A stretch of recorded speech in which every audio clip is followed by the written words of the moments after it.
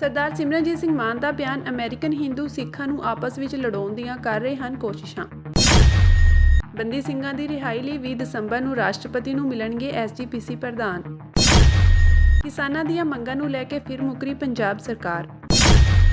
ਬੀਤੇ ਦਿਨੀ ਅਮਰੀਕਾ ਵਿੱਚ ਭਾਰਤੀ ਰਾਜਦੂਤ ਨੂੰ ਸਿੱਖਾਂ ਦੇ ਰੋਹ ਦਾ ਸਾਹਮਣਾ ਕਰਨਾ ਪਿਆ ਸੀ। ਇਸ ਤੇ ਹੁਣ ਸ਼੍ਰੋਮਣੀ ਅਕਾਲੀ ਦਲ ਅੰਮ੍ਰਿਤਸਰ ਦੇ ਪ੍ਰਧਾਨ ਅਤੇ ਸੰਗਰੂਰ ਤੋਂ ਮੈਂਬਰ ਪਾਰਲੀਮੈਂਟ ਸਰਦਾਰ ਸਿਮਰਨਜੀਤ ਸਿੰਘ ਮਾਨ ਦਾ ਬਿਆਨ ਸਾਹਮਣੇ ਆਇਆ ਹੈ। ਉਨ੍ਹਾਂ ਕਿਹਾ ਕਿ ਅਮਰੀਕਨ ਹਿੰਦੂ ਸਿੱਖਾਂ ਨੂੰ ਆਪਸ ਵਿੱਚ ਲੜਾਉਣ ਦੀ ਗੱਲ ਨਾ ਕਰ। ਜੇਕਰ ਸਿੱਖਾਂ ਨੇ ਸਰਦਾਰ ਤਰਨਜੀਤ ਸਿੰਘ ਸੰਧੂ ਦਾ ਵਿਰੋਧ ਕੀਤਾ ਹੈ ਤਾਂ ਉਹ ਉਹਨਾਂ ਦਾ ਨਹੀਂ ਬਲਕਿ ਇੰਡੀਆ ਸਟੇਟ ਦਾ ਕੀਤਾ ਹੈ। ਸਰਦਾਰ ਤਰਨਜੀਤ ਸਿੰਘ ਸੰਧੂ ਜੋ ਇੰਡੀਆ ਦੇ ਅਮਰੀਕਾ ਵਿਖੇ ਰਾਜਦੂਤ ਹਨ, ਉਹਨਾਂ ਦੇ ਨਿਊਯਾਰਕ ਵਿਖੇ ਪਹੁੰਚਣ ਉਤੇ ਰੋਸ ਵਿਖਾਵਾ ਕੀਤਾ ਹੈ। ਉਹ ਸਰਦਾਰ ਤਰਨਜੀਤ ਸਿੰਘ ਸੰਧੂ ਦੀ ਵਿਰੋਧਤਾ ਨਹੀਂ ਬਲਕਿ ਇੰਡੀਆ ਸਟੇਟ ਵੱਲੋਂ ਜੋ ਸਾਡੇ ਸਿਰਕੱਢ ਸਿੱਖਾਂ ਨੂੰ, ਜਿਨ੍ਹਾਂ ਵਿੱਚ ਸਰਦਾਰ ਹਰਦੀਪ ਸਿੰਘ ਨਿੱਜਰ, ਰਿਪੁਦਮਨ ਸਿੰਘ ਮਲਿਕ, ਸੁਖਦੂਲ ਸਿੰਘ ਕੈਨੇਡਾ, ਅਵਤਾਰ ਸਿੰਘ ਖੰਡਾ ਬਰਤਾਨੀਆ, ਪਰਮਜੀਤ ਸਿੰਘ ਪੰਜਵੜ ਪਾਕਿਸਤਾਨ, ਦੀਪ ਸਿੰਘ ਸਿੱਧੂ ਹਰਿਆਣਾ ਅਤੇ ਸ਼ੁਭਦੀਪ ਸਿੰਘ ਸਿੱਧੂ ਮੂਸੇਵਾਲਾ ਪੰਜਾਬ ਵਿੱਚ ਆਪਣੀਆਂ ਏਜੰਸੀਆਂ IB, ਰਾਅ, ਮਿਲਟਰੀ ਇੰਟੈਲੀਜੈਂਸ, ਕੌਮੀ ਸੁਰੱਖਿਆ ਸਲਾਹਕਾਰ ਇੰਡੀਆ ਸ਼੍ਰੀ ਡੋਵਾਲ ਦੀ ਸਾਂਝੀ ਸਾਜ਼ਿਸ਼ ਰਾਹੀਂ ਕਤਲ ਕਰਵਾਏ ਹਨ। ਉਹਨਾਂ ਅਣਮਨੁੱਖੀ ਕੀਤੇ ਕਤਲਾਂ ਨੂੰ ਲੈ ਕੇ ਇੰਡੀਆ ਦੇ ਸਿੱਖ ਵਿਰੋਧੀ ਜਾਬਰ ਹੁਕਮਰਾਨਾਂ ਦਾ ਵਿਰੋਧ ਕੀਤਾ ਹੈ, ਨਾ ਕਿ ਸਰਦਾਰ ਤਰਨਜੀਤ ਸਿੰਘ ਸੰਧੂ ਦਾ। ਜੇਕਰ ਅਮਰੀਕਨ ਵਿਧਾਨ ਆਪਣੇ ਨਾਗਰਿਕਾਂ ਨੂੰ ਅਮਨ, ਚੈਨ ਤੇ ਜਮਹੂਰੀਅਤ ਢੰਗ ਨਾਲ ਹਰ ਤਰ੍ਹਾਂ ਦਾ ਵਿਰੋਧ ਰੋਸ ਕਰਨ ਦਾ ਹੱਕ ਦਿੰਦਾ ਹੈ ਤਾਂ ਇੰਡੀਅਨ ਵਿਧਾਨ ਵੀ ਆਪਣੇ ਨਾਗਰਿਕਾਂ ਨੂੰ ਅਜਿਹਾ ਹੱਕ ਪ੍ਰਦਾਨ ਕਰਦਾ ਹੈ। ਇਸ ਲਈ ਸਿੱਖ ਕੌਮ ਵੱਲੋਂ ਇੰਡੀਆ ਸਟੇਟ ਦੇ ਜਬਰ ਵਿਰੁੱਧ ਪ੍ਰਗਟਾਏ ਗਏ ਰੋਸ ਲਈ ਗੁੰਮਰਾਹਕੁਨ ਪ੍ਰਚਾਰ ਕਿਸ ਦਲੀਲ ਨਾਲ ਕਰ ਰਹੇ ਹਨ। ਉਹਨਾਂ ਨੇ ਅਮਰੀਕਨ ਹਿੰਦੂਆਂ ਤੇ ਇੰਡੀਅਨ ਹੁਕਮਰਾਨਾਂ ਵੱਲੋਂ ਨਿਊਯਾਰਕ ਵਿਖੇ ਤਰਨਜੀਤ ਸਿੰਘ ਸੰਧੂ ਦੇ ਹੋਏ ਵਿਰੋਧ ਨੂੰ ਲੈ ਕੇ ਸਿੱਖਾਂ ਨੂੰ ਆਪਸ ਵਿੱਚ ਵੰਡਣ ਤੇ ਲੜਾਉਣ ਦੇ ਮਨਸੂਬਿਆਂ ਉੱਤੇ, ਸਿੱਖ ਕੌਮ ਦੀ ਕੌਮਾਂਤਰੀ ਪਾਲਿਸੀ ਸੰਬੰਧੀ ਅਤੇ ਸਿੱਖਾਂ ਦੇ ਮਨਾਂ ਵਿੱਚ ਇੰਡੀਆ ਦੇ ਹੁਕਮਰਾਨਾਂ ਵੱਲੋਂ ਸਿੱਖਾਂ ਤੇ ਕੀਤੇ ਜਾ ਰਹੇ ਕਤਲਾਂ ਨੂੰ ਲੈ ਕੇ ਉੱਠੇ ਰੋਹ ਦਾ ਵਿਸਥਾਰ ਦਿੰਦੇ ਹੋਏ ਅਤੇ ਇਸ ਵਿੱਚ ਸਿੱਖ ਕੌਮ ਨੂੰ ਬਿਨਾਂ ਵਜ੍ਹਾ ਨਿਸ਼ਾਨਾ ਬਣਾ ਕੇ ਬਦਨਾਮ ਕਰਨ ਦੀ ਸਾਜ਼ਿਸ਼ ਦਾ ਪਰਦਾ ਉਠਾਉਂਦੇ ਹੋਏ ਅਜਿਹੇ ਗੁੰਮਰਾਹਕੁਨ ਪ੍ਰਚਾਰ ਤੋਂ ਸਿੱਖ ਕੌਮ ਤੇ ਦੂਸਰੀਆਂ ਕੌਮਾਂ ਨੂੰ ਸੁਚੇਤ ਕੀਤਾ ਹੈ।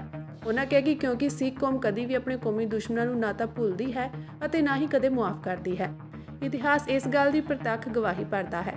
ਇਸੇ ਲਈ ਹੀ ਸਰਦਾਰ ਤਰਨਜੀਤ ਸਿੰਘ ਸੰਧੂ ਜੋ ਇੰਡੀਆ ਦੇ ਅਮਰੀਕਾ ਵਿਖੇ ਅੰਬੈਸਡਰ ਹਨ, ਨਿਊਯਾਰਕ ਵਿਖੇ ਪਹੁੰਚਣ ਉੱਤੇ ਇੰਡੀਆ ਸਟੇਟ ਨਾਲ ਸੰਬੰਧਿਤ ਹੁਕਮਰਾਨਾਂ ਦੀਆਂ ਸਿੱਖਾਂ ਪ੍ਰਤੀ ਜਾਬਰ ਨੀਤੀਆਂ ਤੇ ਅਮਲਾਂ ਦਾ ਵਿਰੋਧ ਕਰਦੇ ਹੋਏ ਰੋਸ ਵਿਖਾਵਾ ਕੀਤਾ ਗਿਆ ਹੈ, ਜਿਸ ਨੂੰ ਇੰਡੀਅਨ ਹੁਕਮਰਾਨ ਏਜੰਸੀਆਂ ਤੇ ਕੱਟੜਵਾਦੀ ਹਿੰਦੂ ਮੁੱਦੇ ਨੂੰ ਉਠਾ ਕੇ ਸਿੱਖਾਂ ਵਿੱਚ ਇਸ ਵਿਸ਼ੇ ਉੱਤੇ ਆਪਸ ਵਿੱਚ ਜੋ ਲੜਾਉਣ ਦੇ ਮਨਸੂਬਿਆਂ ਉੱਤੇ ਅਮਲ ਕਰ ਰਹੇ ਹਨ ਉਸ ਵਿੱਚ ਉਹ ਕਦੇ ਵੀ ਕਾਮਯਾਬ ਨਹੀਂ ਹੋਣਗੇ। ਉਹਨਾਂ ਕਿਹਾ ਕਿ ਇਹ ਵਿਰੋਧ ਤਰਨਜੀਤ ਸਿੰਘ ਸੰਧੂ ਦਾ ਨਹੀਂ ਬਲਕਿ ਇੰਡੀਆ ਦੇ ਮਨੁੱਖਤਾ ਵਿਰੋਧੀ ਕਾਤਲ ਚਿਹਰੇ ਅਤੇ ਸਟੇਟ ਦਾ ਹੋ ਰਿਹਾ ਹੈ, ਜਿਸ ਦਾ ਹੁਕਮਰਾਨ ਦਿਸ਼ਾ ਬਦਲ ਕੇ ਇਸ ਵਿਰੋਧ ਨੂੰ ਆਪਣੇ ਸਵਾਰਥੀ ਹਿੱਤਾਂ ਦੀ ਪੂਰਤੀ ਲਈ ਵਰਤਣਾ ਚਾਹੁੰਦੇ ਹਨ।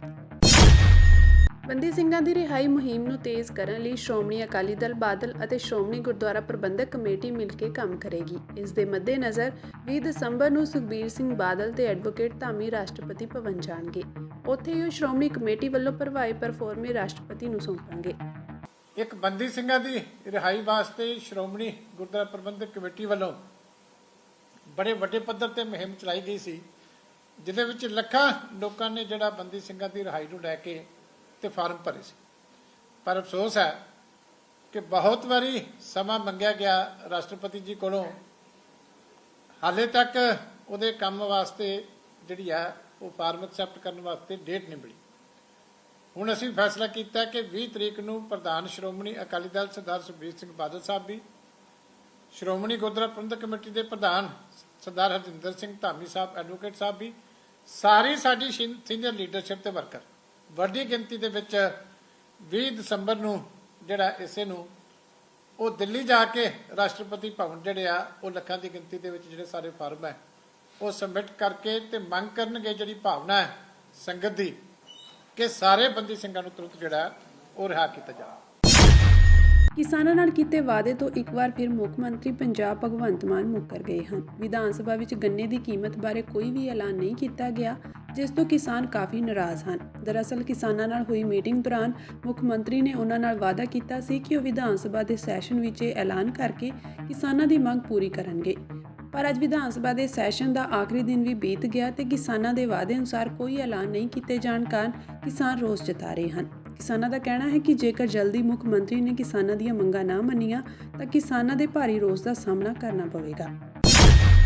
ਦਿੱਲੀ ਵਿੱਚ 29 ਦਸੰਬਰ ਨੂੰ ਸਿੱਖ ਅਵਾਰਡ 2023 ਦਾ ਪ੍ਰਬੰਧ ਕੀਤਾ ਗਿਆ ਹੈ। ਇਸ ਸਮਾਗਮ ਵਿੱਚ ਸਿੱਖ ਸ਼ਖਸੀਅਤਾਂ ਨੂੰ ਸਨਮਾਨਿਤ ਕੀਤਾ ਜਾਵੇਗਾ।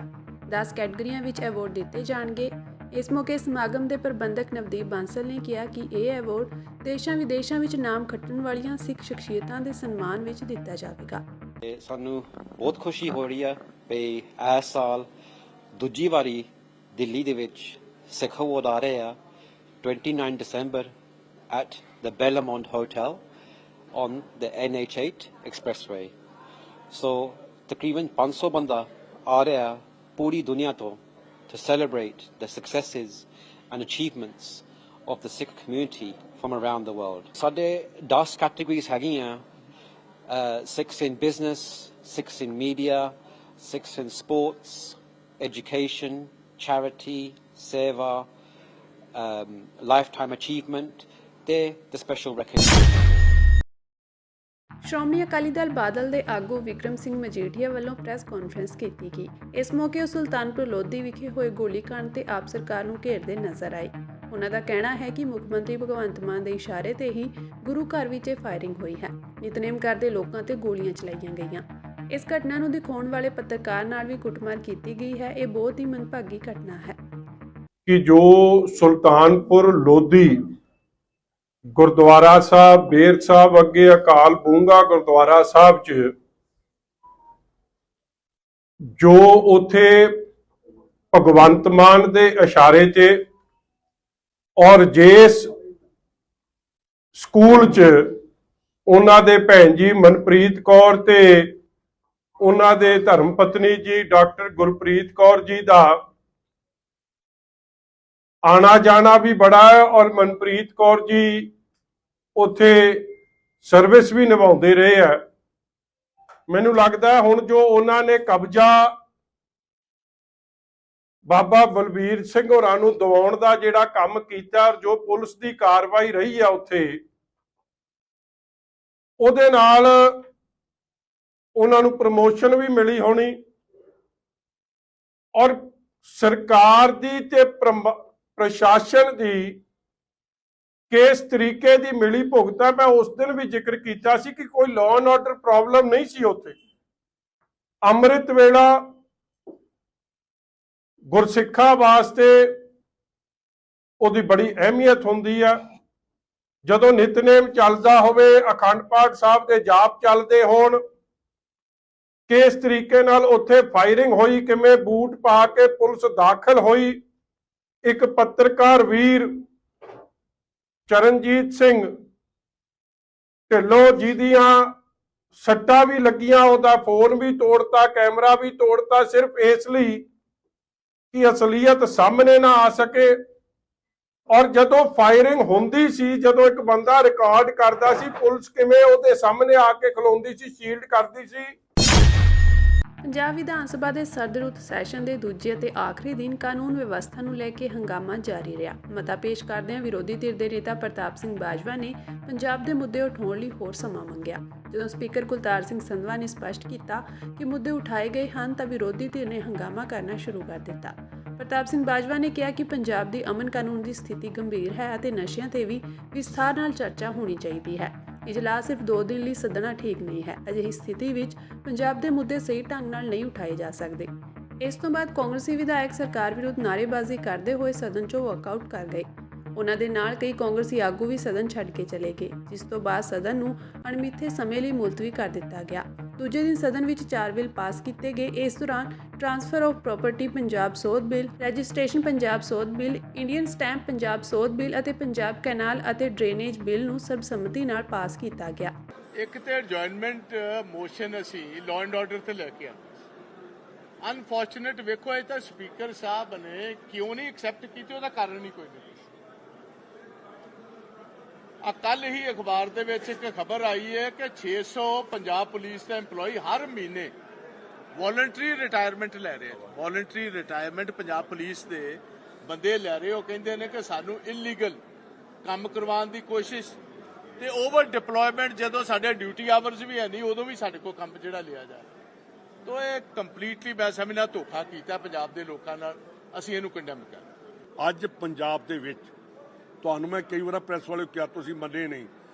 ਪੰਜਾਬ ਦੇ ਵਿੱਚ ਤੁਹਾਨੂੰ ਮੈਂ ਕਿਹਾ ਆਜੋ ਮੈਂ ਦਿਖਾ ਦਿੰਦਾ, ਹੋਮ ਡਿਲੀਵਰੀ ਆ ਨਸ਼ੇ ਦੀ, ਜਿਹਦੇ ਤੇ ਕੋਈ ਕੰਟਰੋਲ ਨਹੀਂ ਕਰ ਰਿਹਾ। ਔਰ ਤੁਹਾਨੂੰ ਮੈਂ ਕਈ ਵਾਰੀ ਕਿਹਾ, ਤੁਸੀਂ ਕਈਆਂ ਨੂੰ ਮੈਂ ਕਿਹਾ ਕਿ ਆਓ ਮੇਰੇ ਨਾਲ ਬੈਠੋ ਤੇ ਆਓ, ਤੁਹਾਨੂੰ ਮੈਂ ਜਾ ਕੇ 20 ਮਿੰਟ ਦੇ ਵਿੱਚ ਤੁਹਾਡੇ ਕੋਲ ਨਸ਼ਾ ਪਹੁੰਚ ਜੂ ਜਦੋਂ ਕਾਲ ਕਰਾਂਗੇ। ਇਹ ਪੰਜਾਬ ਦੇ ਹਾਲਾਤ ਨੇ। ਪੰਜਾਬ ਇਸ ਵੇਲੇ ਬੜੀ ਮਾੜੀ ਪੋਜੀਸ਼ਨ 'ਚ ਆ। ਇਹਦੇ 'ਚ ਸਾਨੂੰ ਸਾਰਿਆਂ ਨੂੰ ਤਗੜੇ ਹੋ ਕੇ ਔਰ ਇਹਦੇ 'ਤੇ ਧਿਆਨ ਦੇਣਾ ਪਏਗਾ। ਪੁਲਿਸ ਜਿਹੜੀ ਆ ਬਿਲਕੁਲ ਪਾਣੀ 'ਚ ਬਹਿ ਗਈ ਆ। SSP ਦੇ ਉੱਪਰ ਬਿਲਕੁਲ ਐਲੀਗੇਸ਼ਨ ਲੱਗਦੇ ਨੇ। ਆ ਜਿਹੜੇ ਜੇ ਕਿਸੇ ਲੀਡਰ ਨੇ ਲਾਏ ਨੇ ਰੋਪੜ ਦੇ SSP ਦੇ ਉੱਤੇ, ਤੇ ਕਿਉਂ ਨਹੀਂ ਪੰਜਾਬ ਸਰਕਾਰ ਨੇ ਅੱਜ ਤੱਕ ਉਹਦੇ ਤੇ ਜਵਾਬ ਦਿੱਤਾ? ਕਿਉਂ ਨਹੀਂ ਐਕਸ਼ਨ ਲਿਆ? ਜਾਂ ਉਹਦੇ ਤੇ ਜਿਹਨੇ ਐਲੀਗੇਸ਼ਨ ਲਾਏ ਨੇ, ਤੇ ਜਾਂ ਉਸ SSP ਤੇ ਜਿਹਦੇ ਤੇ ਐਲੀਗੇਸ਼ਨ ਲੱਗਿਆ ਉਹਦੇ ਤੇ FIR ਹੋਣੀ ਚਾਹੀਦੀ ਆ। ਇਹ ਸਾਡੀ ਕੰਮ। ਹੁਣ ਬਹੁਤ ਵੱਡਾ ਇਸ਼ੂ ਲਾਅ ਐਂਡ ਆਰਡਰ ਦਾ, ਜਿਹਦੇ ਤੇ ਲਾਰੈਂਸ ਬਿਸ਼ਨੋਈ ਦੇ ਮੁੱਦੇ ਤੇ ਚਰਚਾ ਲੰਮੀ ਚੌੜੀ ਹੈ। ਕੀ 1 ਮਿੰਟ ਦੇ ਕਿਸੇ ਦੇ ਵਿਅਕਤੀ ਦੇ ਖੜੇ ਹੋ ਕੇ ਲਾਰੈਂਸ ਬਿਸ਼ਨੋਈ ਦੀ ਗੱਲ ਕਰਨ ਨਾਲ ਪੰਜਾਬ ਦਾ ਲਾਅ ਐਂਡ ਆਰਡਰ ਦੀ ਸਥਿਤੀ ਸੁਧਰ ਸਕਦੀ ਹੈ? ਬਹੁਤ ਸਾਰੀਆਂ ਐਸੀਆਂ ਗੱਲਾਂ ਸੀ। ਹਾਈ ਕੋਰਟ ਨੇ ਕੌਗਨੀਜੈਂਸ ਲਿਆ ਹੈ। ਹਲੇ ਤੱਕ ਕਿਸੇ ਆਮ ਬੰਦੇ ਨੂੰ ਫੜਨਾ ਹੋਵੇ ਤਾਂ 1 ਮਿੰਟ 'ਚ ਫੜ ਲੈਂਦੇ ਆ। ਹਜੇ ਤੱਕ ਸਰਕਾਰ ਨੂੰ ਇਹ ਨਹੀਂ ਸਮਝ ਆਈ ਵੀ ਇੰਟਰਵਿਊ ਕਿਹਨੇ ਕਰਾਈ, ਕਿਉਂ ਕਰਾਈ, ਕਿੱਥੋਂ ਹੋਈ। ਸੋ ਇਹ तमाम ਮੁੱਦਿਆਂ ਤੇ ਅੱਜ ਚਰਚਾ ਕਰਨੀ ਸੀ। ਸੋ ਮੈਨੂੰ ਲੱਗਦਾ ਕਿ ਉਹ ਸਮਾਂ ਸਾਨੂੰ ਨਹੀਂ ਦਿੱਤਾ, ਇਹ ਸਾਨੂੰ ਨਹੀਂ ਦਿੱਤਾ ਗਿਆ, ਪੰਜਾਬ ਦੇ ਲੋਕਾਂ ਨਾਲ ਧੋਖਾ ਹੋਇਆ ਹੈ। ਸੋ ਅਸੀਂ ਇਹ ਦੱਸਣਾ ਚਾਹੁੰਦੇ ਹਾਂ ਪੰਜਾਬ ਦੇ ਲੋਕਾਂ ਨੂੰ ਤੇ ਇਸ ਸਰਕਾਰ ਵਾਲਿਆਂ ਨੂੰ ਕਿ ਇਹ ਐਸੀਆਂ ਜਿਹੜੇ ਰੀਤੀ ਰਿਵਾਜ ਹੈ ਕੋਈ ਬਹੁਤੇ ਚੰਗੇ ਨਹੀਂ ਹੈ। ਤੁਸੀਂ ਖੜੇ ਹੋ ਕੇ ਕਹਿੰਦੇ ਹੁੰਦੇ ਸੀ ਕਿ 10 ਦਿਨ ਦਾ ਵਿਧਾਨ ਸਭਾ ਸੱਤਰ ਚਾਹੀਦਾ ਹੈ। ਅਕਾਲੀ ਦਲ ਦੀ ਸਰਕਾਰ ਰਹੀ, ਕਾਂਗਰਸ ਦੀ ਸਰਕਾਰ ਰਹੀ, ਅਸੀਂ ਖੜੇ ਹੋ ਕੇ ਕਹਿੰਦੇ ਸੀ ਕਿ 70 ਜਿਹੜਾ ਸੈਸ਼ਨ ਹੈ ਲੰਮਾ ਹੋਣਾ ਚਾਹੀਦਾ ਹੈ, ਆਪ ਦੀ ਸਰਕਾਰ 'ਚ ਵੀ। ਲੇਕਿਨ ਅਸੀਂ ਇਹਨਾਂ ਨਾਲੋਂ 100 ਗੁਣੇ ਚੰਗੇ ਸੀ। ਇਹਨਾਂ ਨਾਲੋਂ ਜ਼ਿਆਦਾ ਸੀਟਿੰਗ ਸਾਡੀਆਂ ਵੀ ਕਈ ਗੁਣਾ ਜ਼ਿਆਦਾ ਹੁੰਦੀਆਂ ਸੀ। ਸੋ ਮੈਂ ਇਹੀ ਕਹਿਣਾ ਚਾਹਾਂਗਾ ਕਿ ਇਹ ਵਿਖਾਵੇ ਦੇ ਵਾਸਤੇ, ਕੇਵਲ ਆਪਣੇ ਬਿੱਲ ਪਾਸ ਕਰਾਉਣ ਦੇ ਵਾਸਤੇ, ਫਾਰਮੈਲਿਟੀ ਦੇ ਵਾਸਤੇ ਇਹ ਜਿਹੜਾ ਸੈਸ਼ਨ ਬੁਲਾਇਆ ਗਿਆ। ਸੋ ਇਹਨੂੰ ਅੱਜ ਇਹਨਾਂ ਨੇ ਮੁਕੰਮਲ ਰੂਪ ਦੇ ਵਿੱਚ ਤੁਸੀਂ ਦੇਖਿਆ ਹੋਣਾ ਕਿ ਅਸੀਂ ਤਾਂ ਸੋਚਦੇ ਹੀ 6 ਵਜੇ ਤੱਕ ਸੈਸ਼ਨ ਚੱਲੇਗਾ, ਜਿਹੜਾ 1:45 ਹੀ ਸਮਾਪਤ ਹੋ ਗਿਆ। ਸੋ ਮੈਂ ਇਸ ਗੱਲ ਦੀ ਪੂਰਨ ਜ਼ੋਰ ਨਿੰਦਾ ਕਰਦਾ ਔਰ ਮੈਂ ਕਹਿਣਾ ਚਾਹੁੰਦਾ ਸਰਕਾਰ ਨੂੰ ਇਹੋ ਜਿਹੇ ਰੀਤੀ ਰਿਵਾਜ ਨਾ ਕਾਇਮ ਕਰੋ।